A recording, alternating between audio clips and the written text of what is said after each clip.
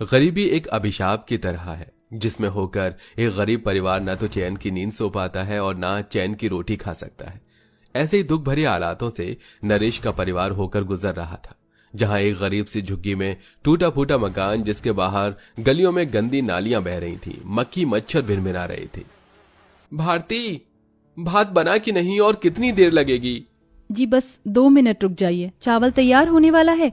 कितनी देर से चावल चढ़ा रखा है। भगवान जी, अभी तक कुकर में सीटी नहीं लगी है। कहीं नरेश जी बिना खाना खाए ना चले जाएं, वरना सारा दिन भूखे रह जाएंगे। एक काम करती हूँ, इकट्ठे 2-4 उपले चूल्हे में डाल देती हूँ।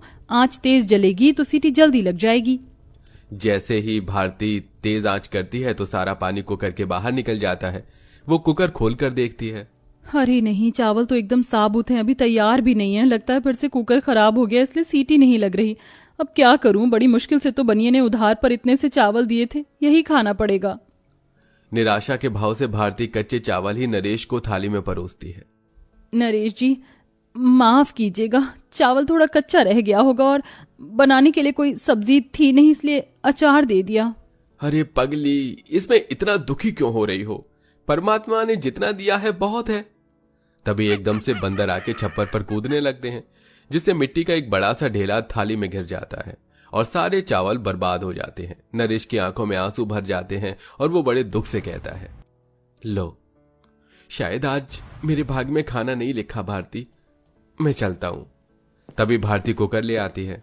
अजी, कुकर दोबारा से खराब हो गया, इसको बनवा ले आना।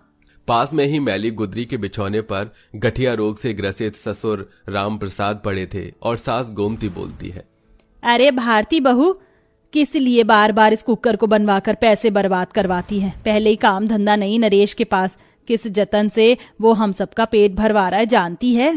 पर माँ जी, ये कुकर इकलौता सहारा है, आपको मालूम तो है, जिसमें भात बनता है। उस पतीले की पेंदी फूट गई है और कई बर्तन भी खराब हो गए। इकलौता ये कुकर ही खाना बनाने का सहारा है माँ जी, बहुत इस्तेमाल में आता है। लाओ तुम ये कुकर मुझे दे दो भारती, मैं बनवा ले आऊंगा। इतने के बाद नरेश काम पर निकल जाता है। तभी 5-6 साल की शालू पलक खाना मांगती है। मम्मा मम्मा, मुझे बहुत जोर से भूख लगी है, ताना दे दो। ले ले मेरी प्यारी बिटिया रानी को भूख लगी है, मैं तुम दोनों को एक ही थाली में दे दूं खाना, खा लोगी? हाँ मम्मा, मैं खा लूंगी, पर आपने खाने में क्या बनाया? मुझको आज सब्जी पूरी खाने का दिल कर रहा है। शालू की सब्जी पूरी खाने की फरमाइश सुनकर उस गरीब लाचार माँ का दिल मचल जाता है। वो डबडबाई आंखों से कहती है, शालू बेटी, मैंने केवल चावल बनाया है, तुम दोनों नमक तेल से खा लो। मुझको नहीं खाना है नमक तेल चावल, वो बिल्कुल भी टेस्टी नहीं होता। मम्मी, हमारे अड़ोसी पड़ोसी तो डेली डेली कितना स्वादिष्ट खाना खाते, तुम भी बनाओ ना। शालू, तू तो मेरी समझदार बेटी है ना, तुझको पता है ना पिताजी का काम नहीं चल रहा, ऐसे जिद नहीं करते, खा ले मेरा बच्चा। फिर मन मारकर दोनों बच्चियां खाने लगती हैं तो सास रोते हुए बोलती है, समझ में नहीं आ रहा विधाता, तू क्यों सारी परीक्षाएं मेरे ही गरीब परिवार से ले रहा है? अब और गरीबी सही नहीं जाती भगवान जी। माँ, तुम रो मत, चुप हो जाओ, भगवान जी सब कुछ ठीक कर देंगे। ऐसे ही दिन ढलता है। नरेश सारा दिन लेबर चौक में बैठा रहता है। भगवान जी, पूरा दिन गुजर गया, आज तो 1 रुपया नहीं कमाया। घर पर राशन पानी कहाँ से लेकर जाऊंगा, क्या करूं? मन शांत करने के लिए वो कुछ दूर में बसे जंगल में आके पेड़ की छांव में आराम करने लगता है। तभी एक 70-75 साल का बूढ़ा कमजोर आदमी सिर पर पिटारा लिए जा रहा था। राम, अरे कितना कड़ा घामा हो रहा है। कोई बात नहीं, थोड़ी दूर और जाना है। बुजुर्ग के कमजोर शरीर को देखकर नरेश को उस पर दया आ जाती है। लाइए बाबा, ये पिटारा मैं उठा लेता हूँ। अरे तुम्हारा बहुत बहुत धन्यवाद बेटा, लाओ तुम्हारा कुकर मैं ले लेता हूँ। अरे नहीं नहीं काका, रहने दीजिए। बेटा, तुमने भी तो मेरा बोझ उठाया है, तो मेरा भी फर्ज बनता है कि मैं तुम्हारा बोझ उठाऊं। जीवन की गाड़ी ऐसे ही चलती है, मुझको बस 2 कोस दूर ही जाना है। नरेश रास्ते पर उस बुजुर्ग आदमी से बात करते हुए चल रहा था। तभी दूर एक उजड़ी पड़ी हुई झोपड़ी के पास रुक जाता है। बस यही रख दो, यही मेरा गरीब खाना है। वो तूफान में झोपड़ी उजड़ गई थी, इसलिए घास फूस लाया हूँ। इसे ठीक करवा दोगे क्या? जी जी काका, क्यों नहीं। नरेश उस बुजुर्ग की पूरी झोपड़ी की छत में फूस लगाकर एकदम बदल देता है, लेकिन अंदर ही अंदर उसे अपने परिवार वालों की चिंता भी खाई जा रही थी कि आज सब क्या खाएंगे। लीजिए काका, हो गई आपकी झोपड़ी तैयार। अरे, तुमने इस बूढ़े का टूटा घर तिनकों से फिर बना दिया।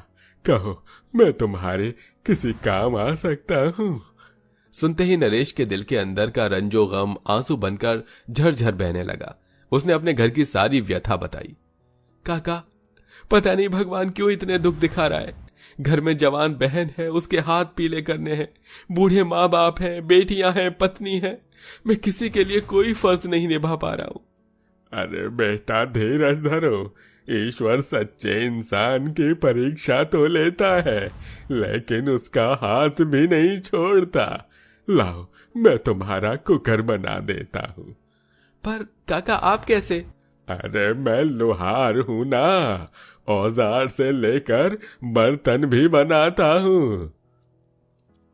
वो बूढ़ा व्यक्ति कुकर पर छेनी चलाता है। उसके छूते ही कुकर में सोने सी रोशनी भर जाती है और जाते वक्त वो बुजुर्ग काका मंद मंद मुस्कुराते हुए बोले, जाओ बेटा, आज तक तुम्हारे घराने ने जितने भी आंसू बहाए हैं वो आनंद में बदल जाएंगे।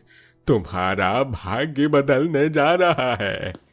नरेश कुकर लेकर घर लौटने लगता है। तभी आधे रास्ते में पहुंचने पर एक लूला लंगड़ा मुसाफिर उसे खाना मांगता है।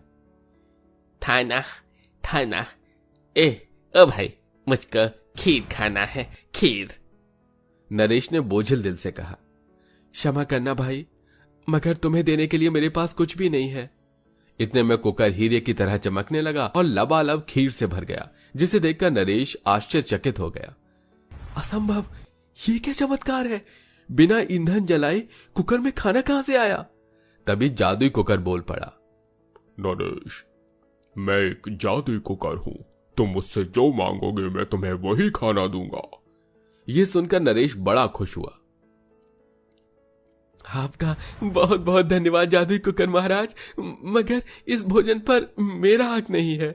नरेश ने एक केले का पत्ता तोड़ा और पूरे दिन ईमान से सारी खीर उस लूले व्यक्ति को देकर आगे बढ़ा, जहां 5 अनाथ भूखी बच्ची उसकी प्रतीक्षा में बैठी थी। तभी गौरी ने सोना मोना से कहा, देखो देखो बहनों, राजा जी आ गए। कौन हो तुम सब बच्चियां? मैं गौरी हूँ और ये मेरी बहनें सोना, मोना, चिंकी, पिंकी हैं। हम सब भूखे हैं, हमें भोजन खिलाकर तृप्त कीजिए। हाँ, ठीक है, जो खाना है बता दो। मुझे पुलाव, गुलाब जामुन और शाही खाना खाना है, और मुझको इमरती खाना है। बच्चियां जैसे जैसे इच्छा जताती हैं, जादुई कुकर में से वही खाना निकलकर उनके सामने पेश हो जाता है। पांचों पेट भरकर खाती हैं, जिसके बाद पांचों बच्ची एक में समाकर देवी का रूप ले लेती हैं। नरेश हाथ जोड़ लेता है, हे देवी, आप कौन हैं? नरेश, मैं देवी अन्नपूर्णा, तुम्हारी धर्मपत्नी मेरी प्रिय भक्त है। वह प्रतिदिन अपने भंडार घर में से मुझे खाना अर्पण करती है, इसलिए मैंने उसकी भक्ति का फल दिया। लेकिन मेरे लिए ये जानना आवश्यक था कि तुम मेरे दिए गए जादुई वरदान का कैसा उपयोग करते हो। इसलिए मैंने तुम्हारी परीक्षा उस लूले और इन 5 बच्ची के रूप में ली। अब जाओ, ये जादुई कुकर जीवन भर तुम्हारे भंडारे को भरा रखेगा। ये बोलकर देवी अन्नपूर्णा जादुई कुकर के अंदर समा जाती हैं। घर पहुंचते पहुंचते अंधेरा ढल जाता है। बरसात काफी मूसलाधार थी। पूरा परिवार झोपड़ी में भूखा बैठा था, जबकि पड़ोसियों के घरों में पकौड़े बन रहे थे, तो कोई भुट्टे तो कोई पिज्जा, सब अपनी अपनी सामर्थ्य के अनुसार खा रहे थे। तभी नरेश घर में दाखिल हुआ। भैया आप आ गए? पिताजी ने दिन भर से कुछ नहीं खाया, गठिया ने और ज्यादा जोर लगा दिया है, और आज आप खाने को कुछ लाए हैं क्या? तब मायूसी से नरेश ने कहा, नहीं बहन, खाने को कुछ नहीं लाया। हे भगवान, अब क्या खिलाएंगे इनको? तभी बिगड़ती दशा में हजारी प्रसाद बिस्तर पर पड़े पड़े पकवान खाने की फरमाइश जताते हैं। अरे नरेश, गोमती, मैं मरने वाला हूँ, मैं ज्यादा देर नहीं जीऊंगा। मेरी आखिरी इच्छा यही है, मैं 56 पकवान खाना चाहता हूँ।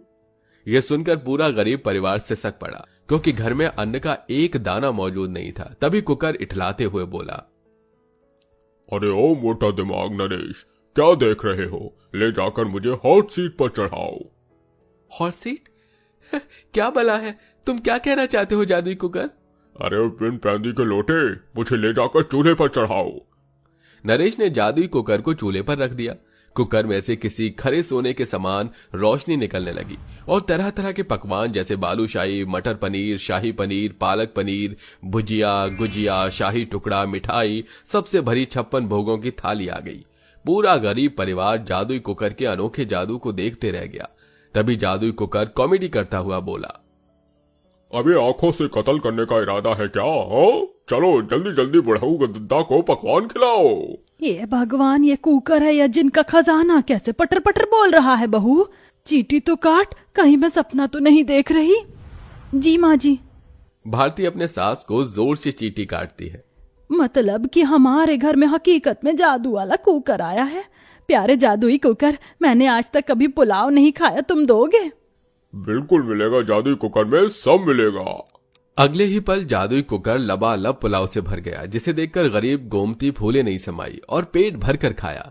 फिर बच्चों ने भी अपनी फरमाइश का खाना मांगा। जादुई कुकर, हम दोनों को मंचूरियन और चाउमीन खाना है, तुम दोगे? तभी जादुई कुकर ने मुंह बिचकाते हुए कहा, वैसे तो मेरी चीन वालों से नहीं बनती लेकिन तुम्हारे लिए देता हूँ, ये लो। तभी दोनों के सामने जादुई कुकर में से मंचूरियन और चाउमीन भी हाजिर हो जाता है और सब पेट भरकर खाते हैं। उस दिन जादुई कुकर की बदौलत उस गरीब परिवार में खुशियां ही खुशियां फैल गई थी। उन्होंने जो भी खाना फरमाया, जादुई कुकर ने उन्हें सब कुछ दिया। साथ में वो लोगों की भलाई के लिए जादुई कुकर का इस्तेमाल करने लगे। तो देखा दोस्तों आपने, अच्छाई का नतीजा। अगर हमारा स्वभाव अच्छा हो तो इंसान क्या, देवी देवता भी हमारे स्वभाव से प्रभावित होते हैं, जैसा कि हमारी कहानी के इस कैरेक्टर से प्रभावित हुए और उन्हें एक जादुई कुकर दिया। वेल दोस्तों, आपको हमारी कहानी कैसी लगती है? कमेंट बॉक्स में जरूर बताइएगा। साथ ही क्या आपने भी कोई ऐसी जादुई चीज देखी है तो हमें यह भी बताइए।